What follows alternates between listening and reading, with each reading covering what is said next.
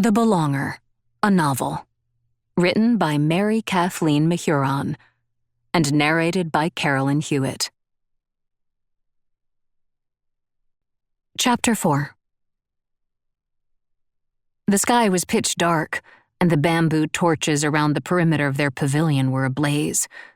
Byron and Holly took a table overlooking the pounding surf.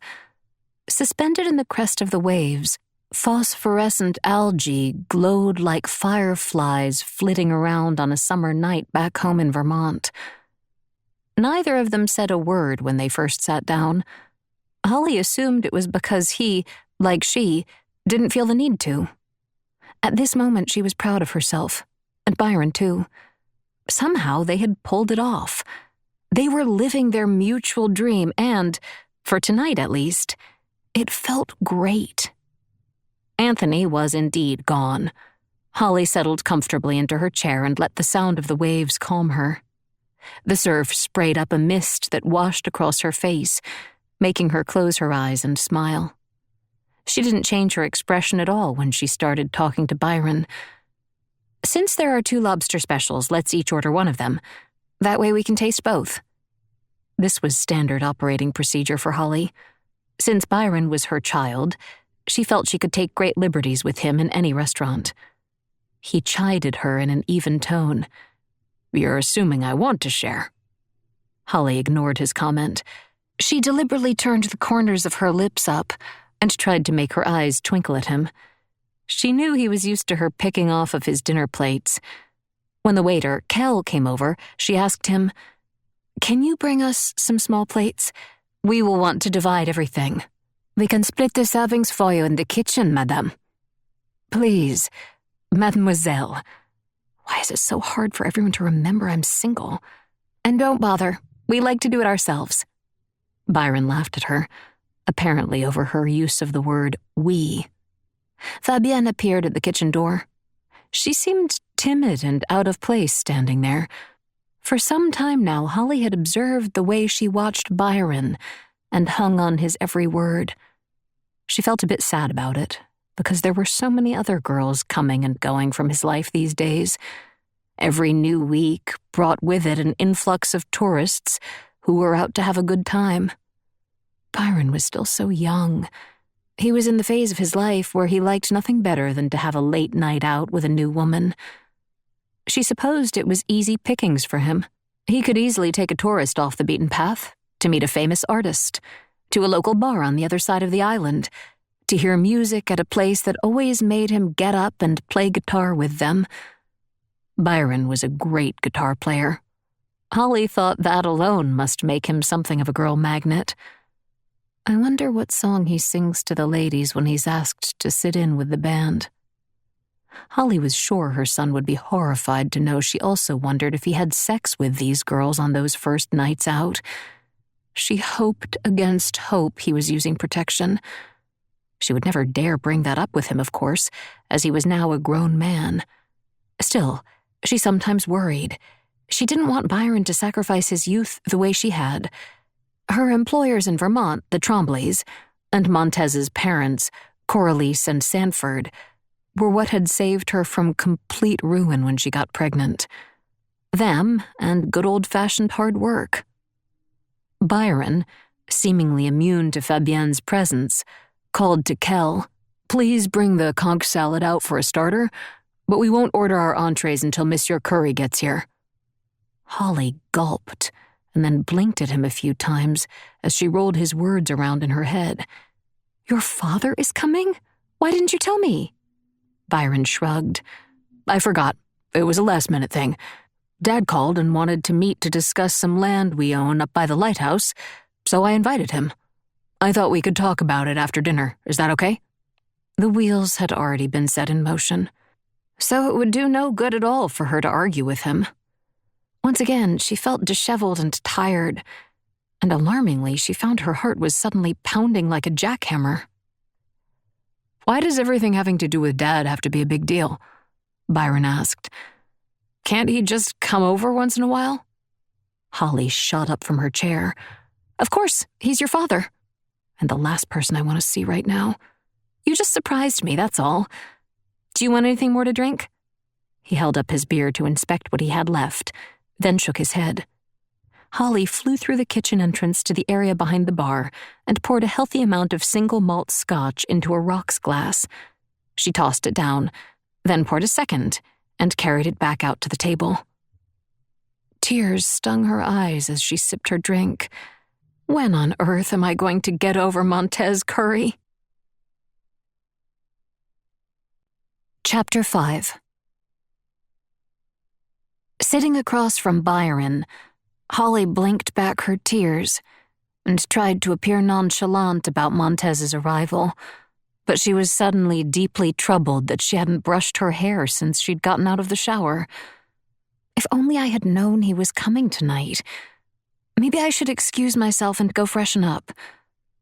The only thing that stopped her from doing so was that she'd found it pitiful when Samira had done the same thing for Anthony earlier in the evening.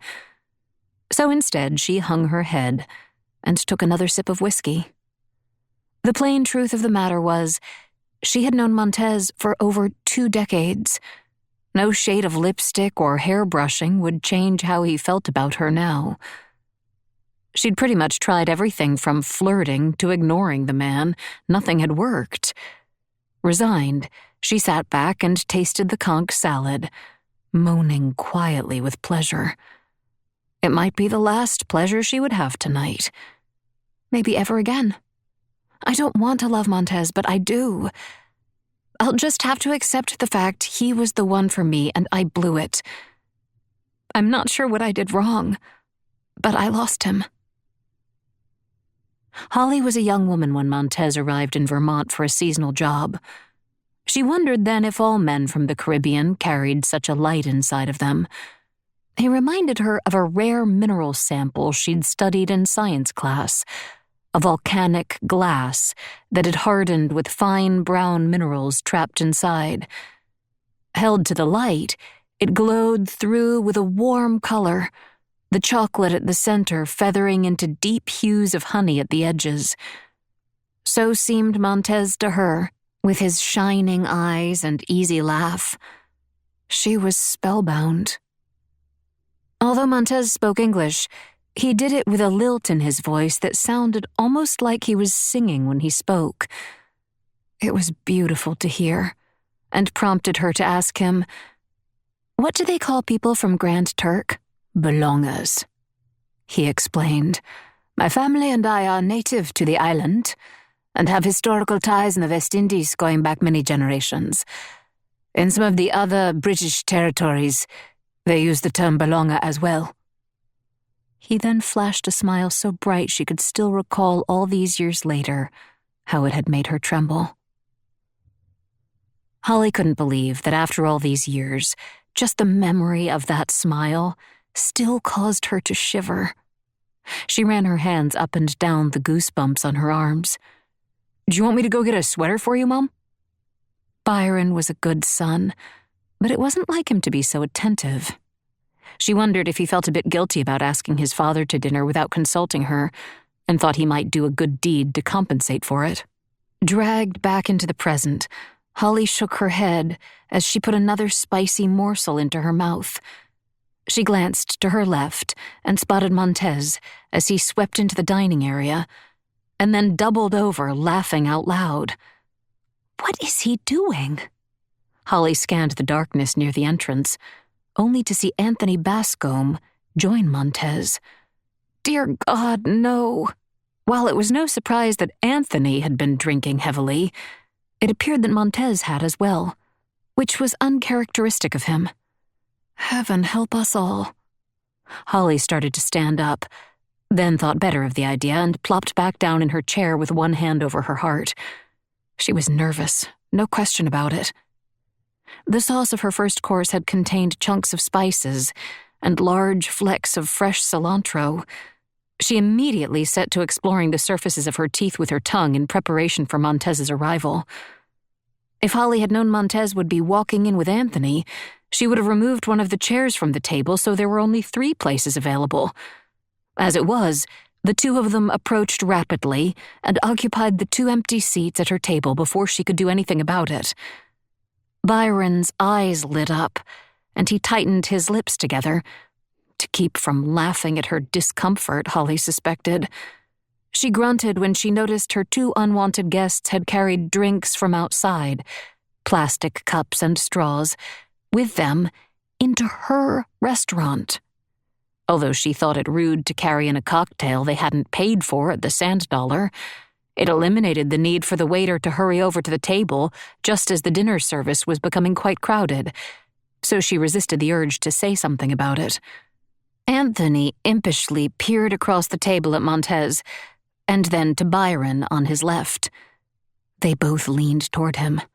"I'm sorry, lads, but this has to be said." With that, he stared at Holly, though his eyes weren't quite tracking together. The right one seemed to be wandering off a bit. Confused, she lifted both hands out of her lap and held them up. What? "Christ, but you are a beauty, Holly Walker," Anthony said. "If you were standing up, I would smack you right on the ass, you luscious thing."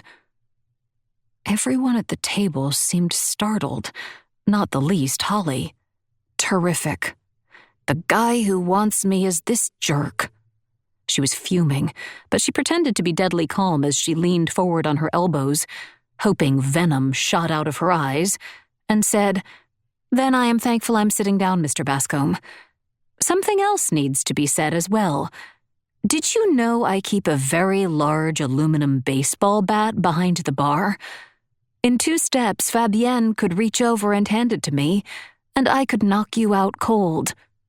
Feeling avenged, she returned to a more comfortable position and added, "By the way, Anthony, I was a regional softball champion in middle school. I led the league in home runs. Most of them sailed right over the fence and into the crowd." She punctuated her not-so-veiled threat with a wink and a hitching noise. Anthony burst out laughing. Holly watched him, wearing an imperious expression. She'd always found that making someone crack up was the best revenge. She took another bite of her salad, which only made him laugh all the harder. Through his howling, he was somehow able to get out, "What a saucy wench." He wiped tears from his eyes and put a hand on Byron's shoulder. "Again, my apologies, son. I sometimes get carried away." Byron didn't seem angry at all. In the tone of a man far older than his own years, he said, "That may be true, Anthony, but this is a family gathering in my mother's place of business. There are plenty of other women on this island who actually look forward to your attention. Mom is not one of them. I won't tolerate any more disrespect toward her." Holly grabbed one of Byron's hands and squeezed it with gratitude before letting go. "I can't believe he has to witness this. His father will never love me. It's not going to happen. And he flaunts it by flirting with other women. The only man I can seem to attract is an old beach bum like Anthony.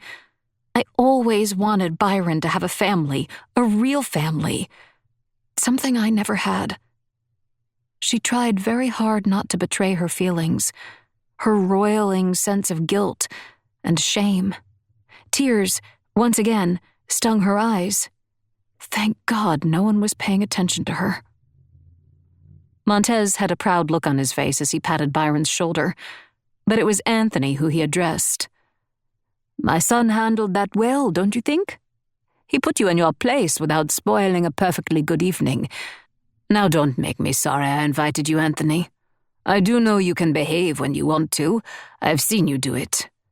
Only last week you were showing off your social graces at the governor's party." Anthony appeared chastened. "That is true, Montez. Again, my regret is heartfelt. I fear that perhaps I have lived the bohemian life far too long. I shall try to remember how a gentleman behaves." He then turned to her. "I do apologize, fair Holly. I'm sorry." "Sure you are." Like performers sometimes do, he wiped the palm of his hand in front of his face and waved it back and forth to indicate he was changing character. Then he cleared his throat efficaciously and asked, "How is business doing? I bet you wish you were this busy every night." She tilted her head to one side. She wasn't as willing to let Anthony off the hook as her son and his father seemed to be. Yet in the end, she didn't see an easy way out of this meal. Let's just move on and get this over with. Without betraying any obvious resentment, she acquiesced to Anthony's attempt to shift the conversation in a new direction. "Fridays are great, it's true," she answered politely. "We get dinner guests, and then a crowd for dancing." "Mom and I have been thinking about adding some special events during the week, like a trivia night," Byron added. Anthony's enthusiasm for the idea was written all over his face. "That should be on Wednesdays. Everyone is ready for a little socializing by midweek. And trivia is good because anyone can join in. I like the sound of it." "I'm so relieved to know we have your permission," Holly said, her tone dripping with sarcasm. It only made him laugh again. "The worse I treat him, the more he seems to like me." Montez held up his beer and they toasted. "To trivia night." Chapter 6.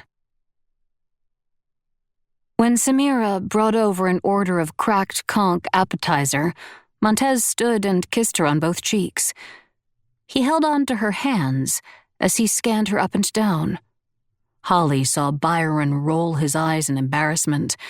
He often said his father sometimes went too far when he was flirting. "You are so kind," Montez said. "Thank you. And you look so beautiful tonight." He pinched her cheek gently, making her giggle and flip her hair as she turned to go back to the kitchen. Holly blanched. Since when is Montez Mr. Affectionate? But it was Lord Bascombe whom Samira gave a long and simmering look over her shoulder when she reached the doorway. Byron had told Holly many times he considered Anthony to be an authority on the island night scene. He seemed sincere in drawing him in for further consultation about their business when he squared his shoulders and addressed him directly. "Obviously, we should do a barbecue night with music, too. That's easy money." Anthony took a dramatic slurp of his drink. Yes, but Bohio has Saturday night locked up. It would have to be another day. What about poker?" Montez's gaze never left his plate where he was cutting up a large piece of the conch as he asked, "What about it?" "The guys like to get together and play," Anthony said. "Maybe do it twice a month." He waited silently as they mulled over the idea. Now Anthony's the quiet one? What on earth is going on around here tonight? "Mom's a good poker player," Byron informed Anthony, at which Anthony's face lit up like a jack-o'-lantern. He tilted his head flirtatiously and batted his eyelashes at Holly. "Is she now?" Montez affirmed his son's statement with a grunting, "Uh-huh." After he finished chewing, he added, "She taught me how to play." Holly was indeed excellent at poker, and the thought of making money momentarily smoothed over her resentful feelings toward Anthony. Suddenly overcome by a strong urge to prove the extent of her abilities, she got up and went behind the bar to retrieve her poker chips. She'd collected many throughout the years. 2 outrageous sets had been given to her as gifts.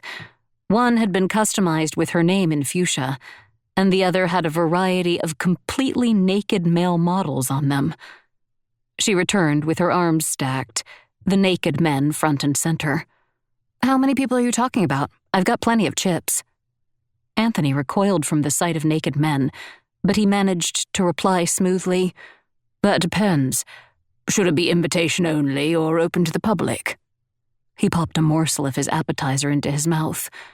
"Why can't we do both?" Byron asked. "We could have a special table for invited guests, and then walk-ins could join the other tables randomly or come in and play with friends. Here's a good idea.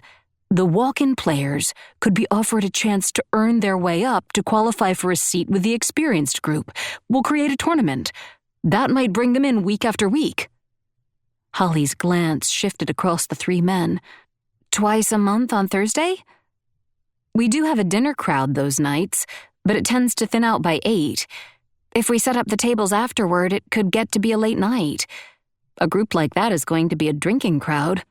She placed the tip of one index finger to her lips, deep in thought. Byron looked excited by the idea. That means big money, Mom.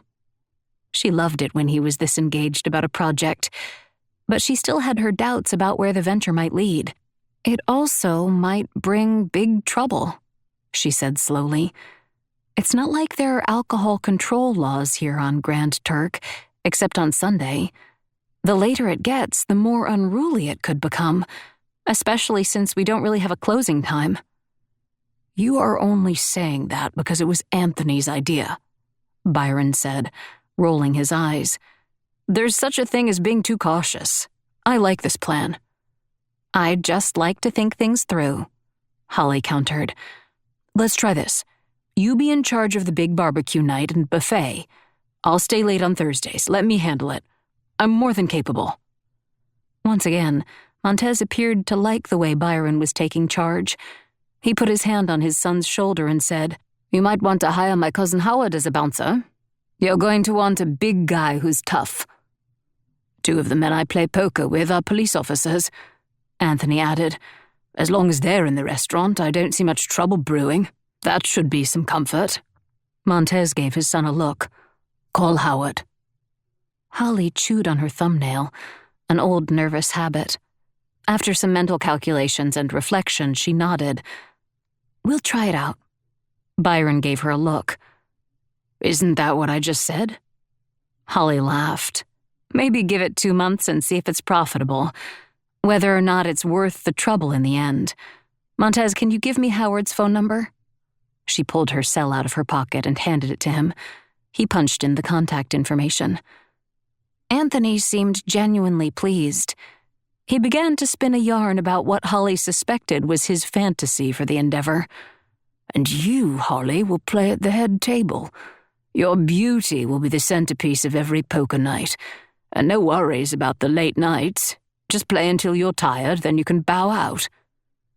A light bulb went off in Holly's brain when he said this, and her face opened into an open-mouth, expression. Please don't tell me you expect me to dress up. She took in a breath of air, then blew it out loudly. I've already worked a long day by 8 o'clock at night. I think it will set the right tone if you do.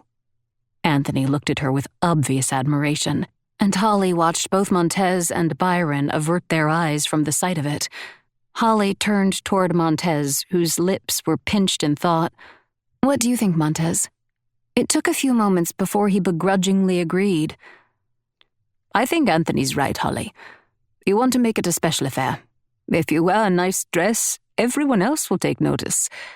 The staff should make an extra effort, too. Byron surveyed their dining room. You know what else, Mom? Let's switch out our white tablecloths for the red ones on poker night. Maybe red could be a theme. On poker night, everyone tries to wear something red. If it catches on, we could have merchandise made with a logo. The 3 of them looked to Anthony expectantly for his opinion. Red, yes. And black. That's very Las Vegas. Have you been there? Montez asked as he leaned back on one arm and put a toothpick in his mouth. Of course. I am a civilized and educated man. I consider myself civilized and educated, and I've never been to Las Vegas, Holly said. Anthony sat up straight and, sounding like an emperor, he decreed, Then your education is not complete. You must go for the experience of it. In the meantime, we will recreate some of Vegas's special magic here every other Thursday night at the Sand Dollar.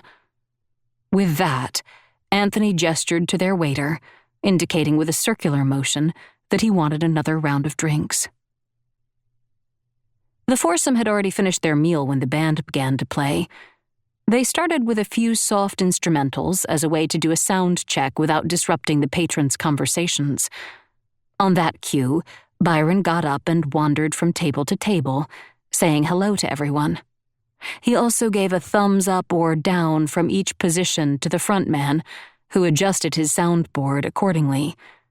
When it came time to push the tables back for dancing, the music would be turned way up, as it had to be quite loud to compete with the roar of the ocean. Local diners outside of the high season tended to be professionals involved in the tourist trade, government workers, and retirees from every country imaginable, though Great Britain's territories were largely represented. English, Australian, and Canadian accents abounded. As dinner plates were collected and carried away, an announcement was made from the main microphone. "We've had a tradition over the last year here at the Sand Dollar, ever since Holly and Byron took over. We wish to honor it again tonight. Byron Curry has selected a song to get the show going." Holly had always marveled that Byron never suffered from stage fright. He hopped onto the makeshift stage area, slung a guitar strap over his neck as if he were born to it, and, fiddling with a tuner and turning his guitar pegs accordingly, he began to speak to the crowd. "You all know my mother, Holly Walker." 2 stage lights shone in his eyes as he looked up from the little digital screen of the tuner and tried to find her in the dim light. "Mom, you out there?" Holly froze at the sound of his voice. She wasn't comfortable being the center of attention. Byron knew that. And yet now she was literally in the spotlight as one of the musicians swung a beam her way. What is he trying to do? She sat alone. Montez and Anthony had migrated to the bar after finishing eating, and were now flirting with Fabienne and Samira. Holly had seen Byron play music many times, but this was the first he'd ever acknowledged her from the stage. Not knowing what response was appropriate, she raised her hand like she was back in elementary school. Her mouth was suddenly dry. She reached for her glass of water. "I've been thinking a lot lately about all that my mother has done for me," Byron told the audience. "I hope she knows how much I appreciate it." Wasn't he annoyed with me like 2 minutes ago? "Tonight I thought I'd do a song to show her how very grateful I am." With that, he launched into Bob Dylan's Forever Young. Holly sat through the lyrics as stoically as she could, though she had to lift the corner of her cloth napkin to one eye and then the other repeatedly. By the time Byron was done and the audience was applauding, she longed to break down and have a good cry. The problem with that was that all her customers were staring at her with big smiles on their faces. So instead, she just blew a trembling kiss to her child and waited until the applause completely died out, at which point she ducked back into the kitchen and filled her scotch glass to the brim. There was a brief break as the band figured out their set list. Whew, Holly shook her head. What a day. What on earth is going to happen next? When Holly emerged with her glass of scotch, she stood near the door and watched the band from behind Fabienne, who was tending to the patrons at the bar. Improbably, Anthony toasted Samira and Fabienne with his drink by shouting out, "Sorry, ladies, I've never been married, a fact I'm quite proud of." His proclamation, which had become a refrain, rankled Holly. Though she had never been married either, she didn't brag about it. As they all clicked glasses, however, the girls hooted as if his exclamation was the most brilliant sentiment ever spoken. Anthony then held forth with a monologue so long Holly started to time it with her watch. "You see, my father was the great Lord Graham Bascombe, and so I too am technically a lord, though I've never lived in England. I'm a much lesser lord than my dad. I think we can all agree on that fine point. Lesser is the very thing that I aspire to be." He held his glass aloft and finished with, "To all the lesser lords everywhere." While he took a long pull from his beer, Holly glanced down at the sweeping hands of the tiny oval face strapped to her wrist. Her mouth opened in surprise as she realized his speech had lasted a full 2.5 minutes. Did he take a breath in all that time? Montez stroked Samira's cheek playfully, and she pushed his hand away, laughing. The band launched into another song, but Holly could still hear Anthony droning on in a self-aggrandizing manner. From time to time, he stopped to clarify a point in fluent French, the second language of Morocco and the basis of Haitian Creole. Both Samira and Fabienne's postures relaxed at those moments, and they beamed at him with adoration. In response to their pretty white smiles, His face became a study in smugness, and it made Holly want to smack him. Pompous ass. Her fingers worked quickly, shredding the napkin she was using as a coaster. 3 separate times she heard him bellow, "What do you expect from me? I'm the descendant of pirates." Over many years of visits to Grand Turk Island, Holly had seen Anthony gallivanting around with a great many young beauties. Sure, she got that he was charismatic as hell, and had the wide-set eyes and high cheekbones of Ernest Hemingway, but he also had a thickening waistline. With each passing year, it stretched a little farther over his belt. He must live on a steady diet of rum punch, beer, and fried food. It does not serve him well. Still, she had to acknowledge that the size of his biceps was impressive. He had great chest muscles, too, though it irked her that he often wore a skimpy tank top to show them off. If pressed, she'd also have to admit you could bounce a quarter off the man's ass a mile high. Thankfully, a Canadian woman shouted, "Do some Neil Young for us, Byron," interrupting this disturbing line of thinking. Byron was known for his spot-on imitation of Neil Young. He knew Young's voice, his guitar tone, harmonica. It was uncanny, really. Canadians loved their Neil, and Byron had the man down pat. When he went into Harvest Moon, nearly the entire audience crowded the dance floor, including Montez, who grabbed Samira and threw her hat into the air. You could say what you wanted about Montez, but the man could dance. An older gentleman who lived on Duke Street motioned to Holly to come out from behind the bar. When she did, he grabbed her hand and led her out on the floor. Even though he moved around with a walker in front of him, he was a pretty good dancer. Despite his enthusiasm, however, he tired quickly, and about midway through the song, Holly had to help him to his chair. Once he was safely seated, she stepped out from under the pavilion and walked down to the beach. There was a cloud of stars above. As always, this made her feel very small indeed, and extremely fortunate. A sense of well-being filled her heart. When she peeked back inside to the gathering, she could see Montez watching her with a smile plastered across his face. He nodded to her and lifted his drink in a toast. He made a big point of singing along with Byron as he bopped his head and stared straight into Holly's eyes. "I'm still in love with you? Really? He sings that part to me?" Holly staggered backward 2 steps. Now I've seen everything. But then Montez turned his stool back toward the band and their son, leaving her mystified. She took a few extra moments to step back out to the beach and watch the rushing clouds in the sky. A glorious yellow moon mocked her, as if saying, "Have you seen everything, Holly Walker? Have you really?" She crossed her arms as the night air was growing cooler. Her blonde hair blew behind her as she watched the crowd under the pavilion. The glow of the torches and hurricane lanterns was flattering to everyone present. She wished she'd thought to bring a camera to capture this moment.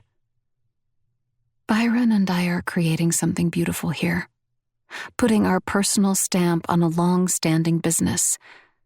The events we put on bring people out week after week, and the best part is, the numbers look impressive. We made it. We moved from the United States and started a whole new life on Grand Turk. We did, my son and me. What could possibly go wrong now?